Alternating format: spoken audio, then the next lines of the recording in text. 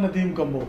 आज हम उस शख्स के साथ बैठे हैं जिसने 11 साल स्ट्रगल की और आज इस मुकाम पर पहुंचा है कि शादरा न्यूज़ को हर बच्चा हर जवान जानता है। शादरा की कोई भी खबर हो, कोई भी सानिया हो, फ़ौरन शादरा न्यूज़ पे लगता है और हर आदमी के इल्म में शादरा की खबर पहुंच जाती है।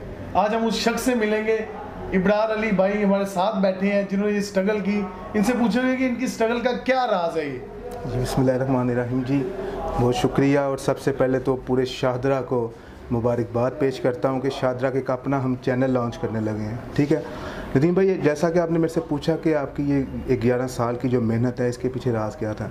देखिए मैं भी एक इसी इलाके का एक रहायशी हूँ और मेरी ये सोच थी कि यार एटलीस्ट हमारे एक इलाके का कोई ऐसा चैनल हो जो पाकिस्तान ना बल्कि पाकिस्तान से बाहर हमारे इलाके को रिप्रेजेंट करे।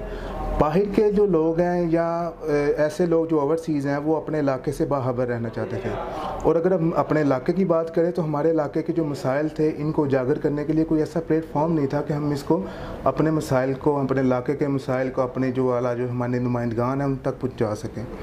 तो मैंने इस चीज़ को मद्देनज़र रखते हुए भाईजान मैंने स्ट्रगल की और आज अल्हम्दुलिल्लाह मुझे इस चीज़ पर फ़ख्र है कि शादरा न्यूज़ को आज बच्चा जानता है और तमाम सियासी और समाजी हो, दीनी हो, मदारिस हों, जो भी हो, हर बंदा शादरा न्यूज़ के नाम से वो वाक़फ़ है। क्या बात है, बहुत अच्छी बात की। ऐसे टैलेंटेड लोग हमें चाहिए जो कि शादरा के नाम को प्रमोट करें और शादरा का नाम ऊपर तक लेके जाए। मैं